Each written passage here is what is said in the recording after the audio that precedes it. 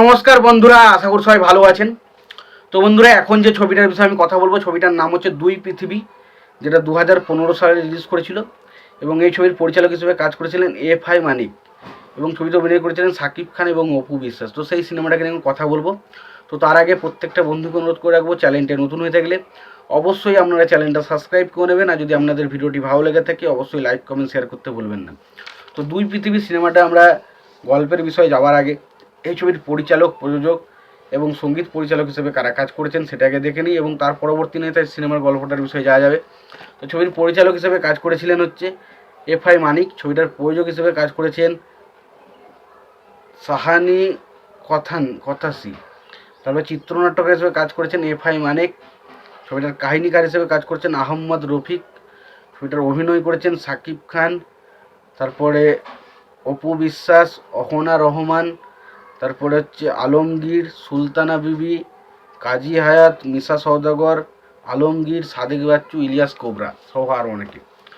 তো এই সিনেমাটার গল্পটা যদি ছোট্ট করে বলি, এখানে আমরা দেখতে পাই যে শাকিব খান সে পড়াশোনায় খুবই ভালো, সে পড়াশোনা থেকে একটা ভালো ম্যাট্রিক পাস করেছে, এবং সে একটা কাজের খোঁজে সে বাইরে বেরোচ্ছে। এবং সেই সময় আমরা দেখতে পাই যে অপু বিশ্বাসের ক্যারেক্টারটা, সে একজন চোর, সে আম চুরি করে করে বেড়ায়, এবং হঠাৎ করে সেই আম চুরি করার সময় তার একজন সেখানকার আম বাগানের একজন মালিক ছুটে এলে সেখান থেকে লাফ মারে এবং সোজাসুজি এসে পড়ে শাকিব খানের গায়ের ওপর, এবং তারপর তাদের মধ্যে একেবারে ভালোবাসা হয়।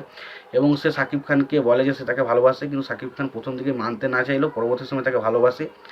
এবং তারপর আমরা দেখতে পাই অপু বিশ্বাসের ক্যারেক্টারটার পেছনে পড়ে থাকে মিশা সওদাগরের ক্যারেক্টারটা, এবং সেই মিশা সওদাগরের ক্যারেক্টারটা এর পেছনে পড়ে থাকার ফলে তাকে শাকিব খানকে বিভিন্ন রকমভাবে মারার চেষ্টা করে।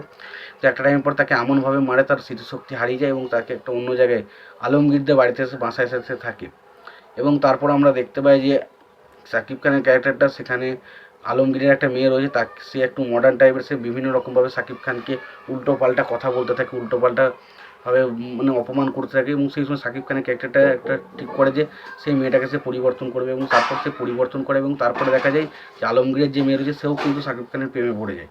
এবং পরবর্তী সময় গ্রামে এলে শাকিব খানের ক্যারেক্টারটা, অপু বিশ্বাস তাকে চিনতে পারছে কিনা জিজ্ঞেস করলে সে কিন্তু তাকে চিনতে পারে না, এরকম একটা অনুভব করে, কারণ তার মাথায় যেহেতু আঘাত লেগেছিলো তাই সে স্মৃতিশক্তি হারিয়ে গিয়েছিলো, তাই সে তখন কিন্তু অপু বিশ্বাসকে চিনতে পারে না।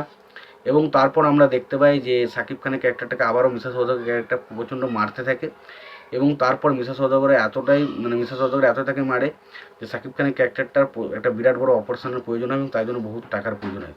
এবং দেখা যায় যে এখানে অপু বিশ্বাসের ক্যারেক্টারটা খুবই গরিব, তাই সে বলে যে শাকিব খান তোমার। এবং যেহেতু আমরা দেখতে পাই আর কি এর ক্যারেক্টারটা একটু অন্যরকম টাইপের, সে বলে সে তোমার, এইভাবে দুজনে থাকতে থাকে। এবং পরবর্তী সময় আমরা দেখতে পাই শাকিব খান এদের দুজনের কারোরই কথা শোনে না, এবং পরে শাকিব খানের মা সমস্ত গয়নাগাটি বিক্রি করে তার ছেলেকে অপারেশন করায়, এবং পরবর্তী সময় আমরা দেখতে পাই শাকিব খান এদের দুজনকেই ছেড়ে দিয়ে কিন্তু তার মায়ের সাথে চলে যায়। এটা হচ্ছে সিনেমার এন্ডিং। এরপর তার পরবর্তী সময় এই মেয়েগুলো কি আদৌ শাকিব খানকে পায় না পায় না, এবং তার মা কি তাদের কাকে পছন্দ করে, বা দুটো মেয়ে কি সে বিবাহ করে, সেটা জানতে সিনেমাটা দেখতে হবে, যেটার নাম হচ্ছে দুই পৃথিবী। তো সিনেমার মধ্যে দেখুন, ভালো দিক বলতে গেলে শাকিব খানের কিছু জায়গায় পারফরমেন্স খুবই ভালো, তবে ওভারঅল শাকিব খানের পারফরমেন্সও ছবির মধ্যে খারাপ। অপু বিশ্বাস বলি বা বাকি যারা বলি, তারা প্রত্যেকে ওভার দ্য টপ কাজ করেছে। আমার কাছে ছবিটা কিন্তু একদমই মোটে জমেনি। ছবিটা হয়তো বক্স অফিসে সফল হয়েছে, বাট সফল হলেই যে ছবিটাকে ভালো বলতে হবে এরকম কিন্তু কোনো মানে নেই। বাট আমার কাছে ওভারঅল ছবিটা কিন্তু একটা ঠিকঠাক ছবি, কিন্তু খুব একটা ভালো বা এক্সট্রাঅর্ডিনারি কিছু সিনেমা বলে মনে হয়নি। তোমাদের সিনেমাটা কেমন লেগেছে জানিও। তোমাদের ভিডিওটি ভালো লেগে থাকে লাইক কমেন্ট শেয়ার করে দিও। চ্যানেলটি নতুন থাকলে অবশ্যই তোমরা চ্যানেলটা সাবস্ক্রাইব করে নিয়ে পাশে বেল আইকনটা অবশ্যই প্রেস করে দিও। ভালো থেকো, সুস্থ থাকো।